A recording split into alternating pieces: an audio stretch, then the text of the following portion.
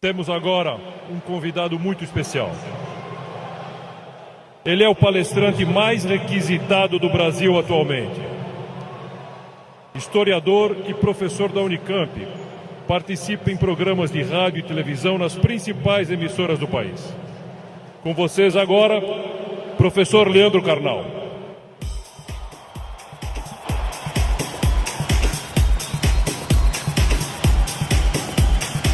Boa tarde. Muito boa tarde. Um imenso prazer estar aqui no Rio de Janeiro. Bem, obrigado. Obrigado. Obrigado.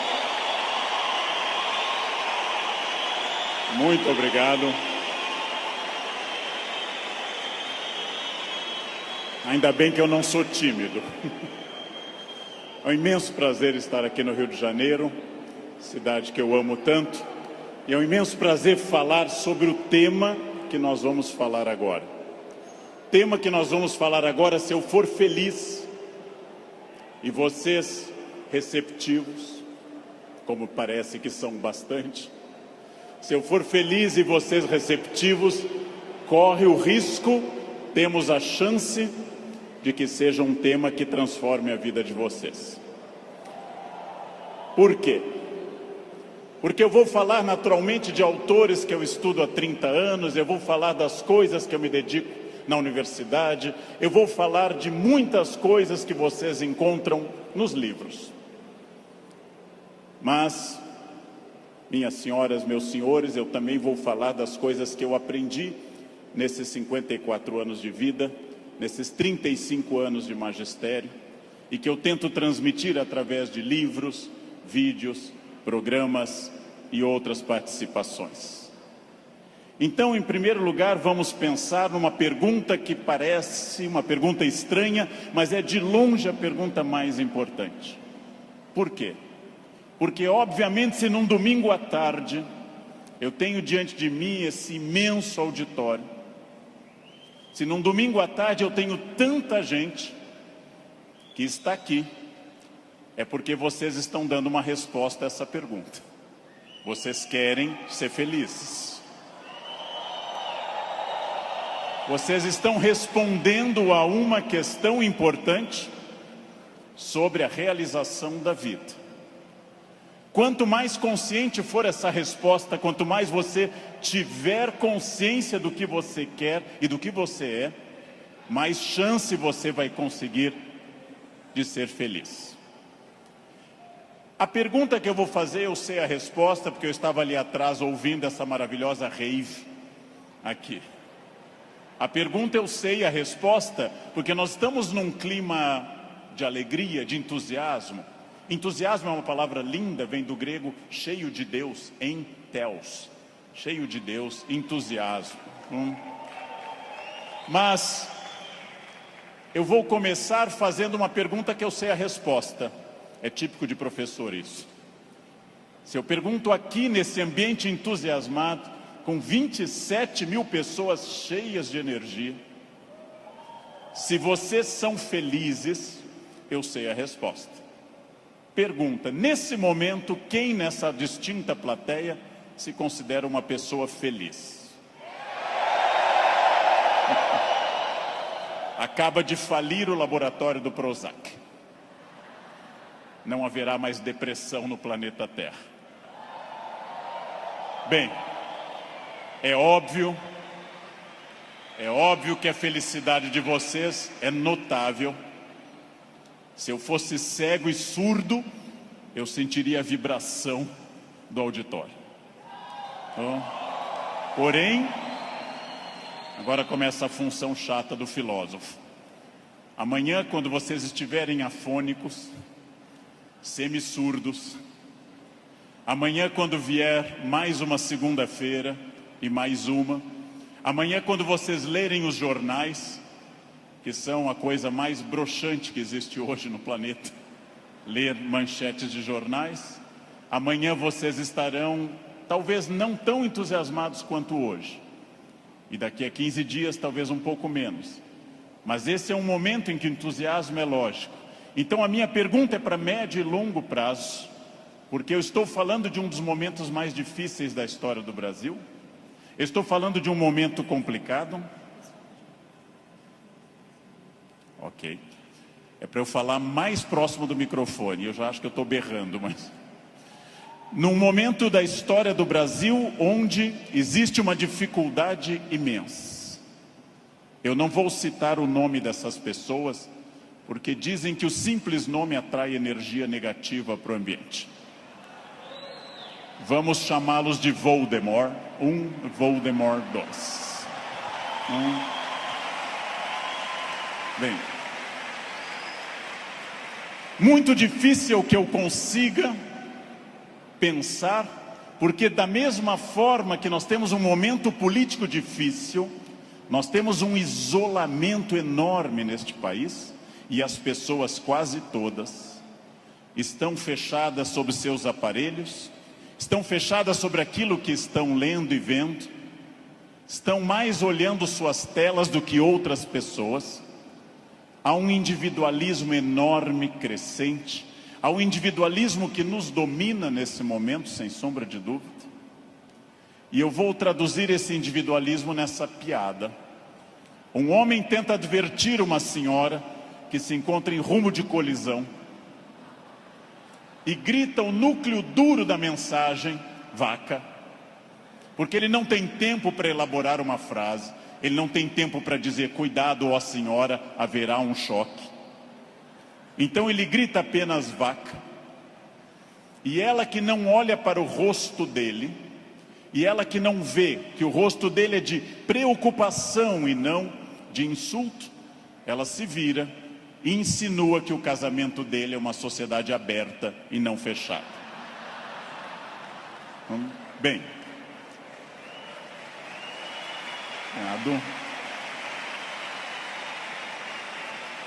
primeiro problema e primeiro conselho que eu dou a vocês, para que vocês reflitam, aceitem ou rejeitem como desejarem. Primeiro conselho importante: olhem para o rosto das pessoas. Olhem para o rosto dos clientes, olhem para o rosto de quem está comprando, porque o rosto humano é um livro poderoso que traduz tudo. O rosto humano lhe diz, eu estou adorando, eu estou detestando, eu estou entediado, eu estou entusiasmado. Comecem a olhar para o rosto, comecem a mandar menos emojis e emoticons pelo celular e comecem mais a olhar para o rosto humano que traduz tudo o que você precisa saber. Chego a sugerir ousadamente que vocês olhem para o rosto das pessoas da própria família, que conversem com maridos e mulheres. Olha a minha ousadia. Que olhem para essas pessoas. Que vocês passem a avaliar valores, emoções, sentimentos. Que vocês passem a pensar claramente em cada indivíduo único. Essa é uma das grandes chaves do sucesso. Eu tinha um erro, eu tinha um defeito como profissional. Há alguns anos eu entrava num grande evento como esse pensando o seguinte: acabei de chegar de Foz do Iguaçu, dei palestra lá, amanhã eu tenho que estar cedo em São Paulo, depois eu vou para a Bahia, depois eu tenho que voltar correndo da Bahia porque eu tenho aula na terça-feira de manhã cedo em Campinas. E eu vivia no compromisso seguinte, eu vivia no momento seguinte. Isso é um defeito. Vivam no momento que vocês estão.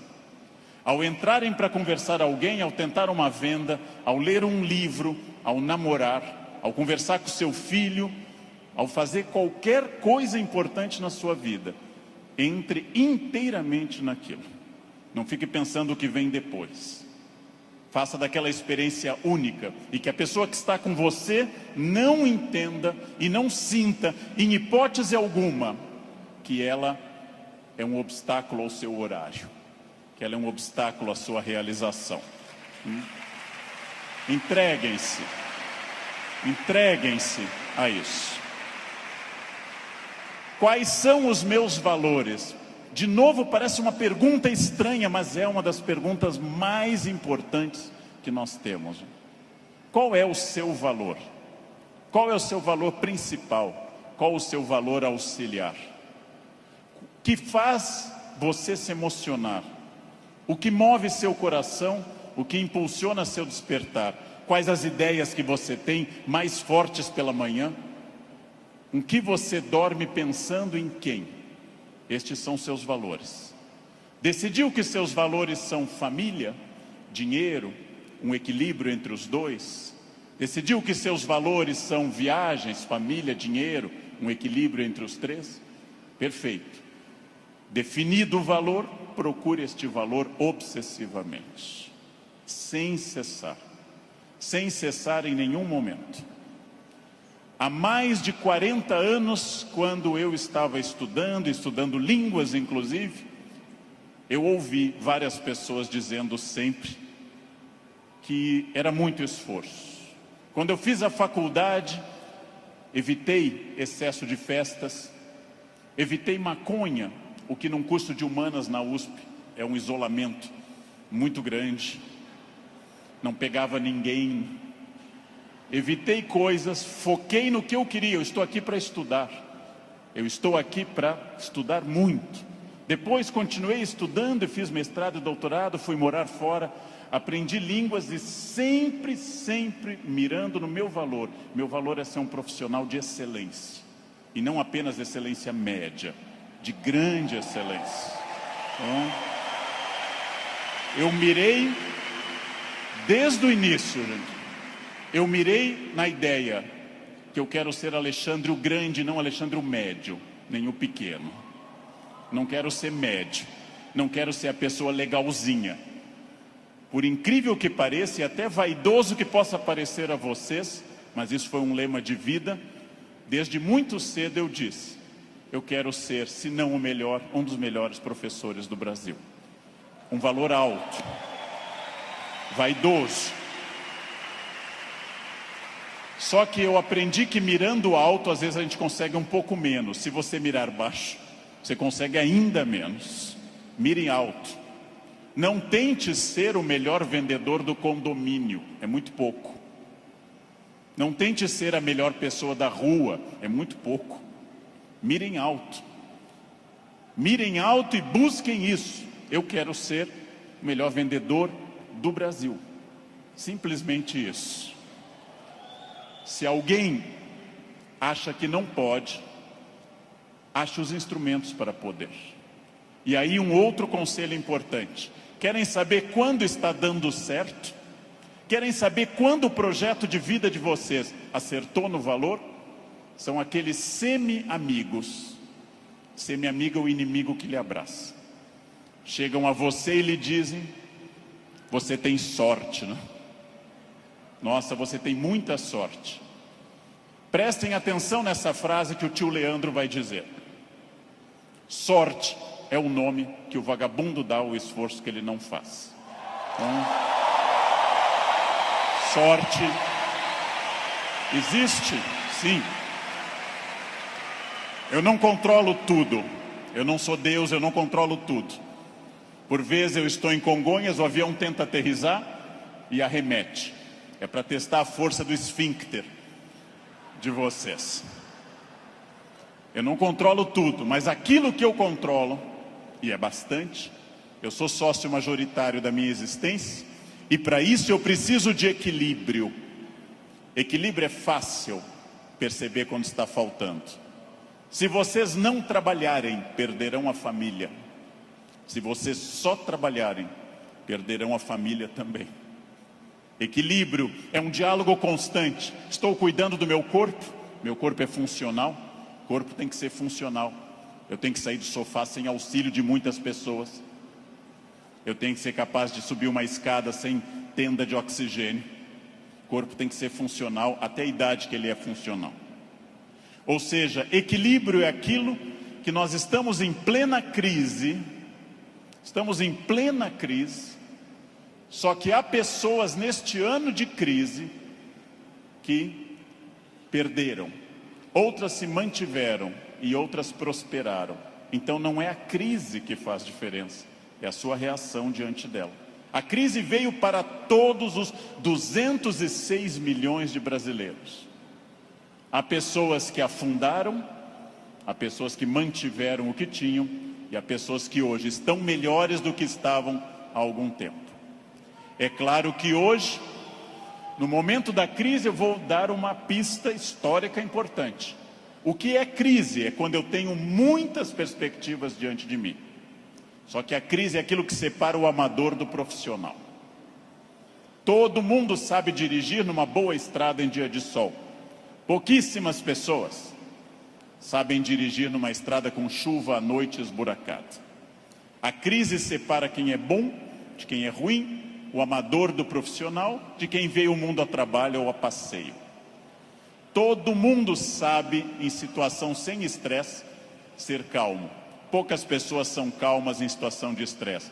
Todo professor é ótimo se a turma for ótima. Poucos professores são bons quando a turma é resistente. Todo mundo pode vender para o cliente fácil. Pouca gente pode vender para o cliente difícil. É o cliente difícil que separa o amador do profissional. O outro não precisa. Importante. Crises passam sempre, sem exceção. Toda crise passa. E aqui já vem a pergunta: onde você quer estar quando essa crise passar? Com quem? Onde você quer estar quando essa crise passar? Eu quero fazer muitas perguntas importantes para nós. Vamos agora testar uma questão importante. Quase todo mundo no Brasil está pessimista. Há um pessimismo dominante. Ótimo. Mais fácil ainda de trabalhar. Por quê? Vamos testar a idade de vocês. Quem lembra dessa personagem, provavelmente tem curso de datilografia. Quem lembra dessa personagem fez prova com um mimeógrafo. Provavelmente teve Orkut. Quem lembra dessa personagem é uma pessoa experiente. Essa hiena, um desenho animado da década de 60 e 70, a hiena Hard ficava dizendo: ó vida, ó céus, ó azar. Ela era pessimista, porém tudo o que a hiena dizia que podia dar errado, dava. Ela era pessimista, mas ela acertava. Por isso que eu quero dizer a vocês que o pessimismo pode ter alguns valores. Ele nos dá uma amostra dos riscos. É importante ter um pessimista na equipe, mas no máximo um, apenas um, que é o que uma equipe tolera. Quando alguém chega e diz: nós vamos dobrar o capital, dobrar o número de clientes, nós estaremos mais 30 países até o ano que vem, o pessimista diz: calma, não é tão fácil. Pessimista é importante para levantar problemas, mas agora eu vou mostrar uma imagem daquilo que eu acredito. No barco está a hiena pessimista dizendo: lógico, o continente está longe, a desidratação é certa, há tubarões, essa vela é ridícula, esse remo não vai levar a nada. Ele tem razão, a hiena tem razão. Mas observem uma coisa: o pessimista faz um bom quadro dos problemas, mas não está fazendo, para dizer uma coisa elegante para uma plateia distinta, não está fazendo sêmen algum para mudar isso. Não dá para ser mais direto que isso à tarde, não é? Bem,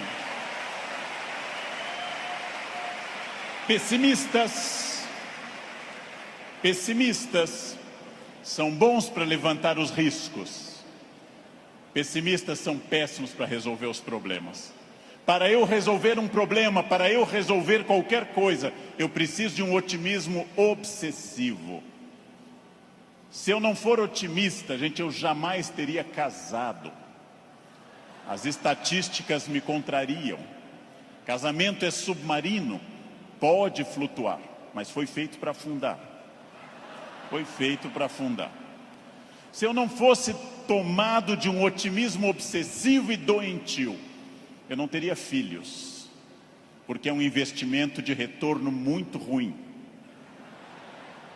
Filhos nunca amortizam o que você investe neles. Com filhos você nunca chega ao topo. Pelo contrário, você vai investir centenas de milhares de reais e vai ouvir a frase: eu te odeio. Filho não vale a pena. Casar não vale a pena. Porém, se nossos pais não tivessem tido esse otimismo obsessivo, nenhum de nós estaria aqui hoje. Então, mais uma vez, um conselho forte. Ouçam os pessimistas. Para pessimista não vale a mãe é sempre otimista com vocês. Ouçam um cunhado é bom para isso. Ouçam o cunhado. Ouçam os pessimistas. Vejam o que eles têm a dizer, agradeçam. Enquanto eles falam, tenham aquela reação bovina. Ouçam. Depois, agradeçam e comecem a trabalhar com otimismo total. É só assim que se cresce. É só assim que se consegue alguma coisa. Eu não sei quem governará o Brasil no ano que vem. Pela tradição republicana, o pior possível, mas ainda não escolhemos. Eu não sei, aliás, nem quem governará o Brasil no fim deste ano. Eu tenho total incerteza, mas quero garantir a vocês que, apesar da imprevisibilidade, há uma chave na mão de vocês chamada preparo. Quem daqui ler mais livros sobre técnicas boas de venda, estudar mais psicologia de vendas, quem tiver mais método, quem for mais otimista, quem for mais metódico, não sabe o que vai enfrentar, mas estará melhor do que quem não fizer isso. Não sei onde estaremos, gente. Não sei onde estaremos. Vejam, em nenhum momento na graduação de História e Filosofia, em nenhum momento fazendo mestrado ou doutorado ou estudando fora, eu imaginei que um dia eu teria a honra de falar para essa plateia tão numerosa e entusiasmada. Em nenhum momento.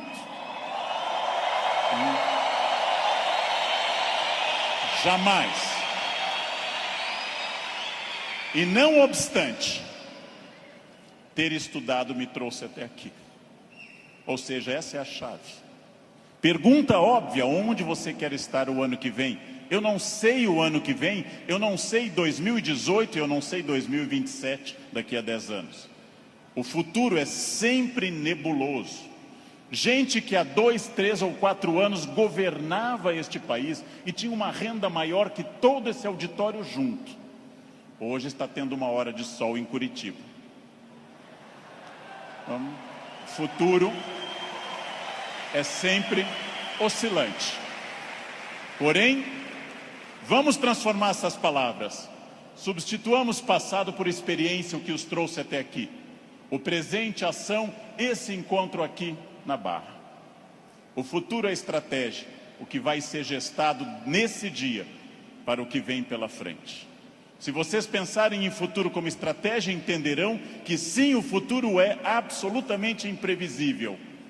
Mas quanto mais estratégia eu tiver, mais eu vou controlá-lo. A chuva vai vir para todos.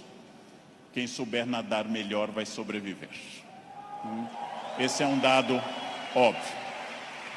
Bem, mas eu erro. Eu erro bastante. Eu, Leandro, sou hoje melhor professor, porque já errei bastante. Eu, Leandro, erro. Errar é humano. Lembrem que no nosso mito fundacional judaico-cristão, a primeira empresa do mundo chamou-se Éden, e o proprietário selecionou 2 funcionários, dali mesmo, não fez seleção externa, criou ali dentro do Éden mesmo. Deu apenas uma regra, fez uma semana de compliance e deu apenas uma regra. Só não pode comer uma fruta, o resto tudo pode. Foram lá e comeram. Foram demitidos por justa causa. Foram para o mundo, tiveram 2 filhos. Um matou o outro, Caim matou Abel. Primeira família do mundo, a mais próxima de Deus. 2 infratores, um assassino e um cadáver. Essa é a primeira família do mundo. Uma família que tinha tudo para dar certo, gente. Não tinha sogra, não tinha nora e não tinha genro. Uma família perfeita. E deu errado. Pergunta: nós somos filhos deles. Errar é humano. Significa que todos que estão aqui, com exceção dos mentirosos, já erraram. Só os mentirosos nunca erraram, porque são mentirosos e dizem que nunca erraram. Faz uma coisa que eu treino há mais de 50 anos diariamente. Eu treino andar. Faz mais de 50 anos que eu treino diariamente e eu tropeço. Erro é um recado. Erro é um recado enviado para dizer que você pode mudar de estratégia, tem que aprender, tem que ter cuidado. Erro é fundamental. Errou, não conseguiu, não atingiu meta, falhou, ótimo. Se você aprender, você será melhor. Senão será só um chorão. Aprenda. Aprenda com o erro. Gente. Aprenda com o erro. Erro lhe tira da zona de conforto. O que é a zona de conforto? É aquilo que me deixa satisfeito, feliz. Zona de conforto é aquilo que estraga o meu desafio. Ostra feliz, diz Rubem Alves, ostra feliz não desenvolve pérola. A pérola é a resposta da ostra a isso.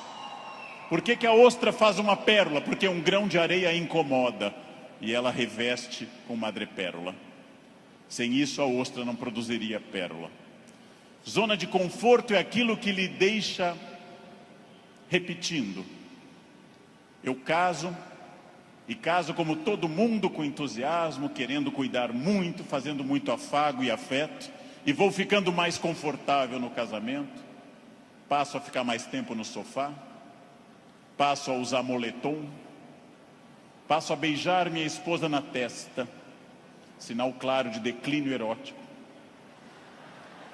Passo a chamar minha esposa de mãe, que é para não ter nada sexual mais, porque com a mãe ninguém tem nada. Perco a atenção na roupa de baixo, e ela, ao invés daquelas lingeries lindas, de seda e renda, vermelha e preta, passa a usar bege, de algodão, lavadas com sabonete no box, dia após dia. E assim os dias vão se sucedendo, e finalmente chegamos ao ponto mais baixo da relação. Os dois passam a usar croque. Acabou. Acabou. Não há sexo com croque, jamais. Bem, salvo se alguém aqui está de croque, é exceção do que eu estou dizendo. Fica muito bem em você. Fica muito bem. O que acontece com a zona de conforto? Eu passo a não querer fazer mais coisas certas nem com entusiasmo. Eu passo a achar que está bom estar no aquário lotado porque é conhecido. E eu não busco um aquário mais desafiador e maior. Tudo o que te agrada te engana. Tudo o que te seduz e te deixa confortável te conduz à mediocridade. Quanto mais você tiver desafios, mais você vai responder a esses desafios. Zona de conforto é muito curiosa, porque ela significa o fim da luta. Saiam da zona de conforto.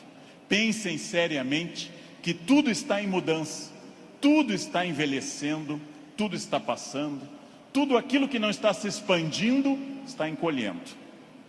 Tudo aquilo que não está melhorando está piorando. Isso é a realidade do mundo. Se você não mudar o seu negócio, alguém mais jovem e mais dinâmico vai mudar. Nesse momento, alguém está tendo uma ideia de vendas melhor que a sua.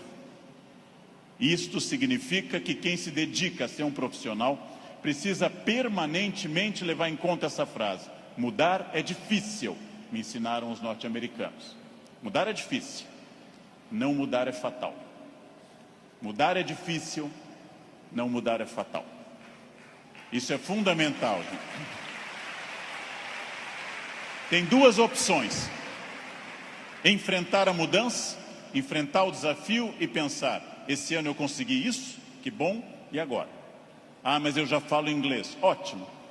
Qual o passo seguinte? Eu já consegui a minha casa, perfeito. Era esse o seu objetivo material? Qual é o passo seguinte nos outros objetivos? Não mudar é fatal. Protagonismo é quando eu entendo que a minha vida não mudou por causa dos astros. Não mudou porque Mercúrio estava retrógrado. Não mudou porque Saturno está sob meu signo. Mudou porque eu agi. Mudou porque eu fiz alguma coisa. Protagonismo é isso. Não é fácil tomar essa decisão. Não é fácil olhar além do horizonte e perder essa ação reativa de quem simplesmente acha está faltando isso, está faltando aquilo. Não é fácil. Não é fácil essa transformação. A visão além do horizonte pressupõe racionalidade, pressupõe previsão. E eu venho de um país que eu amo tanto, este Brasil, apaixonadamente, um país que não gosta de ser estratégico. Todos os dias eu pego avião, gente, todos os dias, como hoje de manhã, como agora à tarde. Todos os dias eu enfrento raios-x e pessoas que passam, aí tem o celular no bolso e voltam. E eu atrás dessa pessoa envelhecendo. E a pessoa passa de novo, as moedas e volta. A botinha cafona com taxinhas, volta. Depois de 10 vezes a pessoa passa, sem nenhuma estratégia. Chega à porta do Finger, a funcionária pede o documento e começa a procurar na bolsa ou na mochila o documento. Naquele momento, o meu já está em ângulo para mostrar para o funcionário. Essa pessoa acha o documento, entra no avião, vai até a metade e aí olha o seu ticket, 2A, e começa a voltar, contrariando a piracema que está indo para o fundo do avião. Estratégia é a capacidade de se antecipar à necessidade. Estratégia é estar pensando o seguinte: está dando certo a minha estratégia nesse momento? Ótimo. Está dando certo, já é passado. O que eu vou fazer no futuro? O que eu vou fazer para transformar isso? Racionalidade e estratégia. Não existe destino. Eu sou das pessoas que compartilha da ideia que não existe destino. Existem acidentes para todos. O que eu faço com esse acidente me define. Leandro, você fala bem porque você é de aquário. Eu sou de aquário. Aquário é ar. Pessoas de ar falam bastante. Gêmeos também. Você é muito ciumenta, mulher, porque você é de escorpião. Escorpião é tomado pelos ciúmes. Mas que marido exemplar? É câncer. Câncer é água. Chora até a inauguração do supermercado. Mas que chefe autoritário? Áries. Ele é de Áries. É muito autoritário. Que secretária organizada. Virgem. Virginianos têm toque com ordem. Muito bem. Isso é pensamento mágico. Sabe o que é pensamento mágico? Acreditar que a minha vida é determinada por uma constelação na hora do nascimento. Sabem o que é vaidade, que também atrapalha? É ficar pensando agora, por que ele não falou do meu signo até agora? Isso é vaidade. Será que ele vai falar do meu signo? Isso é vaidade. Bem, superem isso. Superem essa ideia de sorte, azar, destino. Introduzam a ideia de decisão, estratégia e trabalho. Sartre diz, o filósofo que morreu em 1980, Sartre diz: não importa o que a vida fez de você. Pausa. Importa o que você fez com o que a vida fez de você. Não importa o que a vida fez de você. Importa o que você fez com isso. Você conseguiu aprender inglês porque sua família era rica e te levava para esquiar em Aspen, no Colorado? Ótimo. Tem outra maneira de aprender, na biblioteca pública com CDs de graça. Aspen é bom, Aspen é legal, mas não está impedido o acesso para outras pessoas. Não importa isso. A vida te deu 3 chances de sucesso material. Nascimento é a primeira. Quem nasceu de família boa, mas desprovida de recursos, já queimou 1/3 das chances. Família amorosa, mas sem CNPJ forte. Segunda chance, casamento. Quem casou por amor já queimou 2/3 das chances. Casar por amor elimina mais 1/3 das suas chances. Sobrou só um, gente. Só um caminho. Trabalhar. Trabalhar bastante. Ou casar de novo. Ou nascer de novo. Eu já me convenci que é trabalho, que queimei os 2/3 iniciais também. Tenho família amorosa e muito trabalho pela frente. O que significa aí, gente? Vamos pensar. Eu não sou controlado. Eu não sou controlado pelo destino. É óbvio que eu não sou tudo e nem posso tudo e nem sei tudo, mas eu não sou controlado pelo destino. O primeiro exercício que eu quero que nós façamos daqui para frente é o seguinte: dentro do padrão do humano, eu não posso desejar imortalidade, está fora do padrão do humano. Tirando a rainha Elizabeth, ninguém é imortal no planeta Terra. A Beth é imortal, é uma Highlander.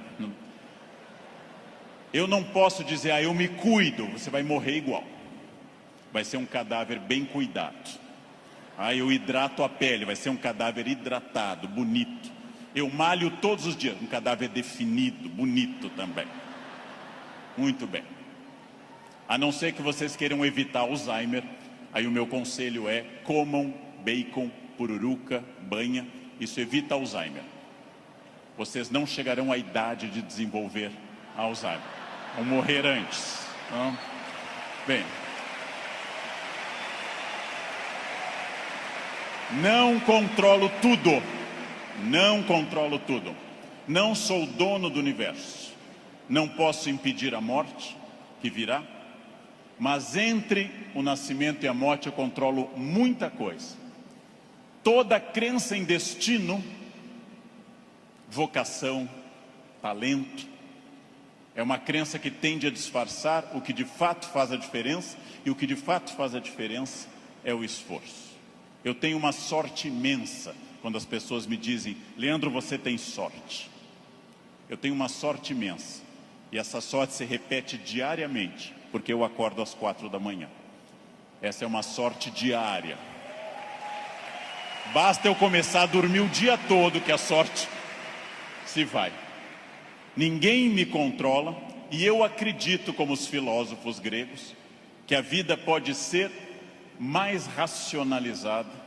Eu acredito que eu tenha condições de interferir na minha vida.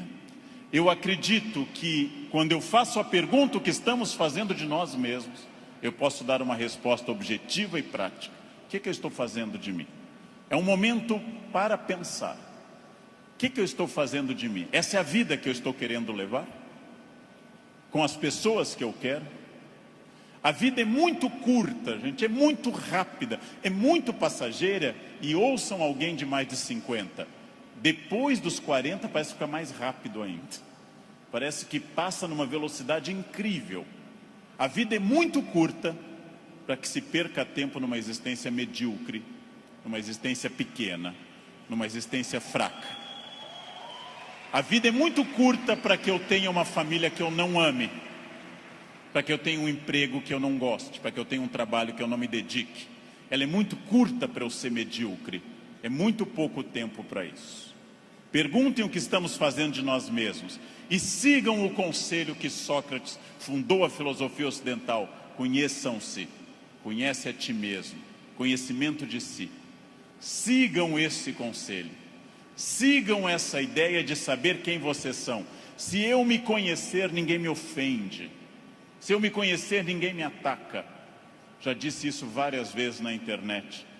Quando alguém me xinga no trânsito, eu tenho que saber se a pessoa está dizendo a verdade ou mentira, e nos dois casos eu não posso me ofender. Conheçam-se, saibam quem vocês são. O ano passado um aluno bateu a porta na minha cara e gritou: careca. O que eu vou dizer para esse aluno? Não, retire o que você disse, não, estou ofendido. Vejam, as pessoas têm direito a dizer o que querem, é um direito constitucional. Eu só me ofendo quando eu concordo com elas. Ataque é veneno.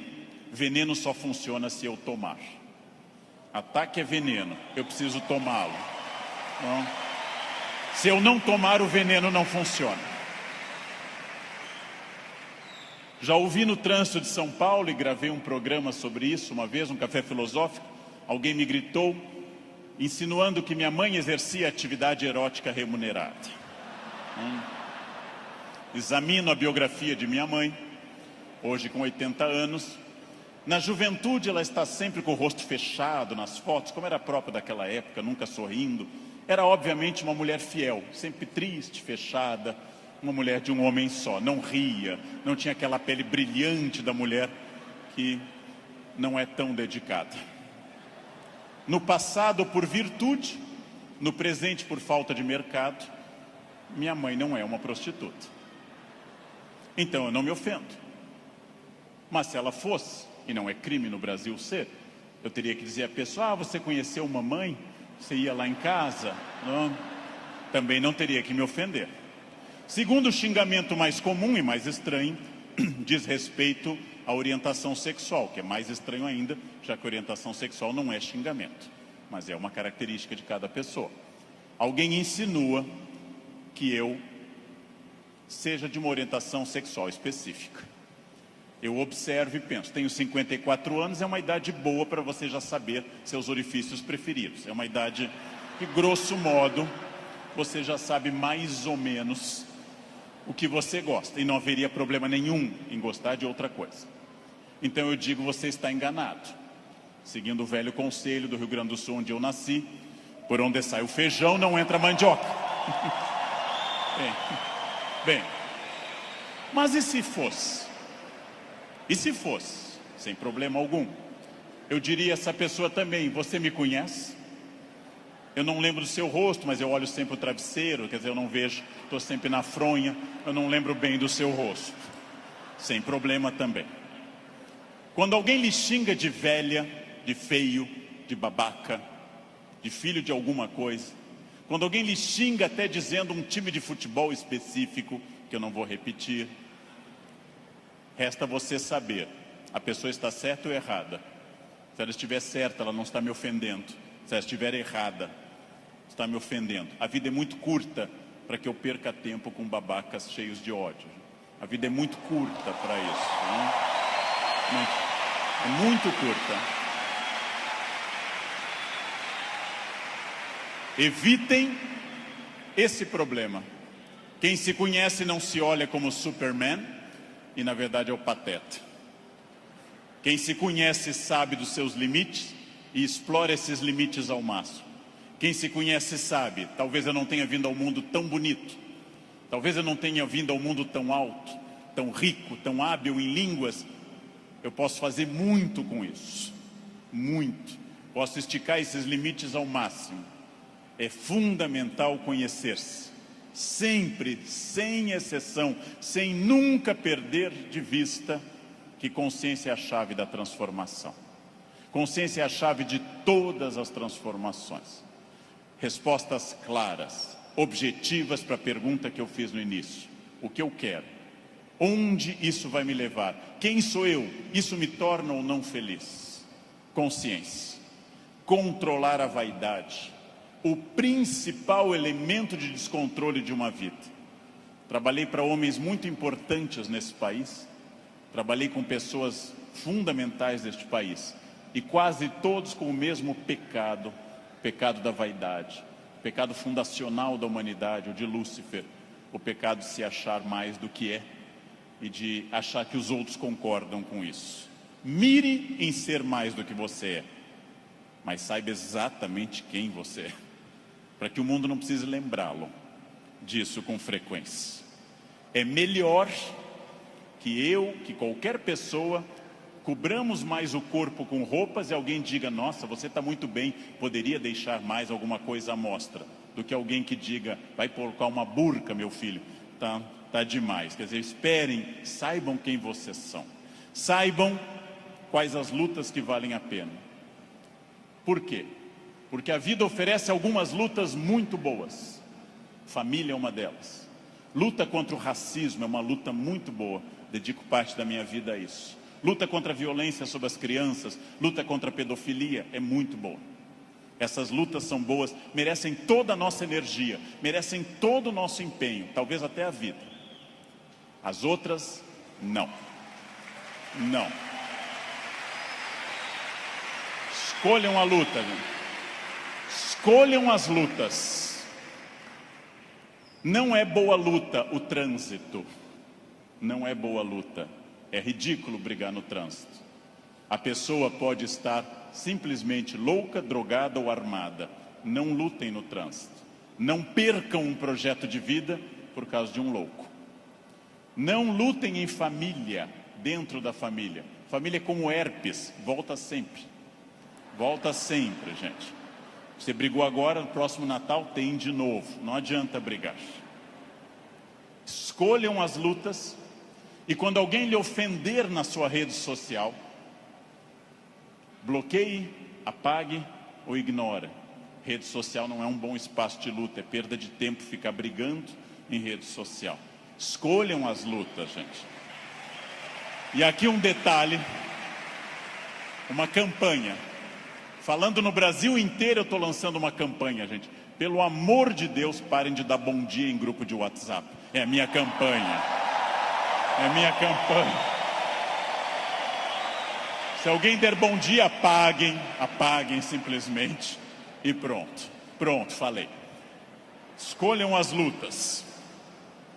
O mundo inteiro hoje está centrado em duas coisas: parecer, através de redes sociais, e ter. Ter é bom, se representar que eu vou melhorar com isso. Ter para ser, ter para parecer é ruim. É bom eu ter conforto, é bom eu ter algumas coisas materiais, desde que eu saiba que elas servem à minha felicidade, e não eu sirvo as coisas. Ter e parecer não se confunde com ser. É uma palavra difícil, eu sei. É uma palavra complicada, essa tal de felicidade. Epicuro, filósofo, que eu adoro, dá uma norma muito clara. Viver não é um fardo. Não viver não é um mal. Logo, diz Epicuro que nós devemos honestamente morrer e honestamente viver. Como eu posso ter medo do que é inevitável? Viver é um desafio constante, diário, não é um fardo. Não posso acordar como um condenado, não é um fardo, é bom. E também honestamente aceitar essas coisas.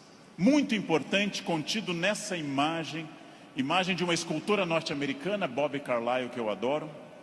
Essa estátua chama Self-Made Man. Mostra com o talento da escultora, em bronze, uma figura de um homem esculpindo-se.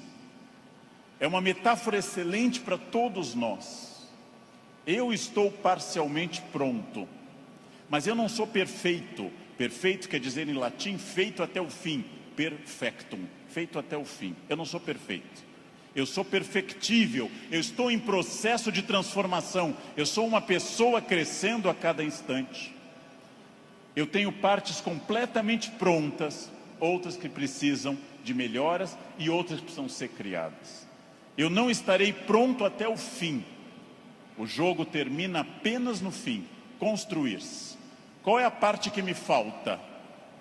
Qual é a parte que eu preciso melhorar? Qual é a parte que eu tenho que transformar? Talvez eu seja muito bom quanto a horários, quanto a sair da cama, mas eu sou bom quanto a resiliência, ou seja, enfrentar as pequenas crises cotidianas. Eu sou bom com resiliência e com horários, mas sou muito irritadiço. Tenho que trabalhar isso no meu autoconhecimento, num processo de psicologia, tenho que trabalhar minha irritação.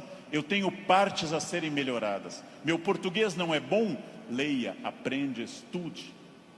Eu tenho partes a serem melhoradas. É isso que nós chamamos de construir-se, fazer-se, tornar-se melhor. Não acreditar naquela síndrome de Gabriela, cravo e canela. Eu nasci assim, eu sou sempre assim. Gabriela, não existe isso. Não existe nada que eu não possa transformar dentro do padrão do humano. Construir-se. Fazer algo novo, fazer uma ideia nova, interferir no meu corpo, na minha renda, na minha família.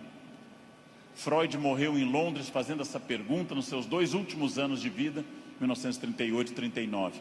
O que as pessoas buscam tanto a infelicidade e quando encontram, ficam admiradas como se fosse uma coisa surpreendente? Por que as pessoas mantêm uma família difícil, em ambiente difícil? Por que fazem programas ruins, estressantes? Porque ano após ano repetem o mesmo erro. E depois, quando vem a infelicidade, na forma de insônia, ansiedade, depressão, angústia, elas ficam surpresas. O que houve com a minha vida? Houve o que você fez. Houve o fruto do seu projeto. Houve a sua ação, houve a sua mão neste cinzel. Trabalhem. Uns têm que trabalhar mais. Uns precisam um esforço maior. Tem gente que anda 5 minutos na esteira e define abdominais. Eu tenho raiva dessa gente. Tenho raiva. Tem gente que come brigadeiro dia e noite e está com 2% de gordura. Quero que morram. Eu vou ter que comer capim sem parar. Vou ter que correr daqui até o Recreio dos Bandeirantes e voltar fazendo num pé só para perder 100 gramas em 2 meses. Não é fácil. E devo dizer a vocês, vai piorando com o tempo. Não é fácil, mas é possível para todo mundo. É possível para todo mundo. Esculpam-se. Criem-se. Façam algo assim. Sejam alguém diferente. Façam algo que transforme a sua vida. Parem de ficar na estrada lamentando o que teria sido. Tirem o futuro do pretérito da cabeça de vocês. O que teria sido não tem importância. Só tem importância o que é e o que será. O presente e o futuro. Só. Ah, se eu tivesse feito isso. É irrelevante o futuro do pretérito no projeto de vida. Condicional em inglês. Não existe isso. Não pensem em nada que não seja fruto dessa ação. É isso que eu tenho perseguido sistematicamente nos últimos anos. Aquilo que eu quero, as metas que eu desejo, o mundo que eu quero ver, seguindo o conselho do grande Mahatma Gandhi, líder da Índia, seja você. O mundo que você deseja ver, ou seja, anuncie em você o mundo que você deseja ver. Como eu quero um mundo mais ecológico, eu vou reciclar lixo em casa. Como eu quero um mundo mais humano e mais educado, eu serei mais humano. Como eu quero um trânsito mais cidadão, eu serei um melhor motorista. Como eu quero combater a violência entre as pessoas, eu serei menos violento. Eu sou a transformação que eu quero ver no mundo. Parem de se espelhar no mundo, construam essas coisas, digam a si mesmos onde querem estar, com quem, com qual corpo, com qual renda, em qual casa, e persigam esse objetivo. Persigam esse objetivo. Pronto. Simples. Num livro que eu acabei de ler, conta o autor que o grande pianista deu um concerto aqui no Rio, Arthur Moreira Lima, que eu admiro muito, tocou maravilhosamente Chopin, e ao final uma senhora simpática chegou e disse a Arthur Moreira Lima: nossa, eu daria minha vida para tocar como o senhor toca. Ele respondeu: eu dei a minha. Essa é a chave. Eu dei a minha. Eu dei a minha vida significa eu fiz todo o esforço para isso. De novo a pergunta com a qual eu iniciei essa fala. Você é feliz? Esse grupo respondeu com entusiasmo que era feliz. Perfeito. A gente sabe que talvez, uma ou outra pessoa aqui, 2 ou 3, talvez não sejam tão felizes, mas levantaram a mão porque ficava chato. Talvez. Mas a próxima pergunta é muito importante também. Se há algo que me incomoda, em qualquer campo, se há algo que me perturba, se há algo que me tira o sono, se há algo que eu poderia melhorar, se eu quero um outro modelo, o que pode ser feito a partir de hoje para mudar esses pontos complicados? Em janeiro eu me reuni com os meus alunos E um deles me disse: depois do carnaval eu vou estudar francês. E eu disse: você vai desfilar? Você é destaque em alguma escola? Você vai trabalhar na escola do samba, na cidade do samba? Não, então começa essa noite, e não depois do carnaval. Essa noite. Não depois do carnaval. Segunda-feira eu vou perder peso. Não. Hoje. Vão a pé para casa. Começa hoje. Eu preciso ir até São Paulo a pé essa semana. Vocês não podem pensar nisso para depois. Eu tenho um assistente que, vendo tudo que eu faço para o Natal em família, eu gosto muito da festa de Natal, sou um fascinado pelo Natal, adoro festa de Natal. Ele disse: nossa, como eu gostaria que o Natal fosse assim lá em casa. E eu perguntei: e o que você acha que acontece para ser assim na minha casa? Anjos descem dia 24 e trazem a ceia e as atrações prontas, ou você me vê desde outubro no telefone indo atrás disso? O Natal será o que você quiser que ele seja. Será o que você quiser que ele seja.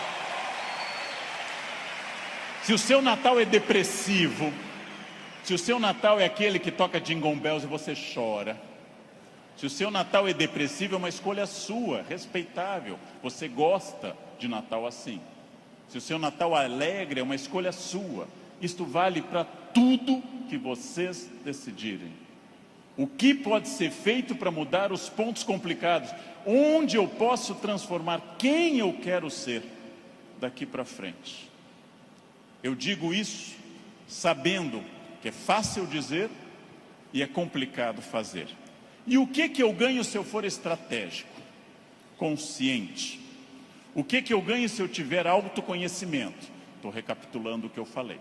E o que eu ganho se eu fizer as perguntas certas e me esforçar para atingir esse objetivo? A resposta disso é óbvia, é a vida plena. O que é uma vida plena? É a vida que eu controlo de acordo com a minha felicidade. Pessoas não plenas são aquelas que dizem que são levadas. Não dei sorte. Tentei, mas foi assim. Minha família não é uma família de sucesso. Eu tentei, mas não era o que eu queria. Não, você não tentou suficientemente. Acontece que, para conduzir a uma conclusão, tem uma coisa terrível. O fracasso é uma das coisas mais confortáveis que a espécie humana inventou. O fracasso é agradável, me tira toda a responsabilidade. Não dei certo, fui à falência, adquiri um vício, eu bebo até cair. O fracasso é super confortável, porque ele me faz parar de lutar. No momento que eu paro de lutar, eu me sinto tranquilo. O fracasso é um quarto confortável, o sucesso é um quarto desafiador. O fracasso é uma coisa que agrada a maioria das pessoas, por incrível que pareça. Por isso tanta gente gosta do fracasso. Por isso tanta gente fica no fracasso. Por isso que tanta gente leva um casamento ruim 30 anos. Fica num emprego ruim 30 anos. Não faz uma coisa certa uma década inteira e pensando, não deu. Porque isso é confortável. É confortável. E aí volto à pergunta que eu fiz aos senhores desde o início. Volto a essa pergunta fundamental. De fato, o que eu quero? Quem eu sou? Onde eu quero chegar? Com quem eu quero chegar? Quais são meus objetivos? Se eu tiver consciência profunda, eu transformo por completo. Então, a primeira pergunta vocês já deram a resposta. E deram a resposta antes de ouvir o que eu tinha para falar. Todos aqui são felizes. Ótimo. Perfeito. A segunda pergunta é mais complicada. É a pergunta para deixar para vocês pensando nessa linda tarde de domingo. Quem daqui quer, nos próximos 10, 20 ou 30 anos, quem daqui quer continuar sendo feliz, com êxito e feliz? Bem, melhor ainda, eu também. Melhor ainda, agora vai começar o primeiro dia do resto da vida de vocês. Agora começa a parte mais importante. Esqueçam o que passou. Esqueçam o passado. Esqueçam tudo que veio até aqui. Reinvente-se. Reconstrua. Faça dessa vida um espaço completamente diferente. Fácil. Sua vida vai continuar sendo muito feliz. Não se acostume ao fracasso. Acostume-se à felicidade. Desafiem-se. Sejam melhores. A vida só vale a pena se ela for intensamente vivida, intensamente aproveitada dentro desses objetivos. Por que que eu sei isso? Porque é o que eu faço aqui hoje, inclusive. Então, muito obrigado pela atenção de vocês. Muito obrigado. Obrigado. Muito obrigado.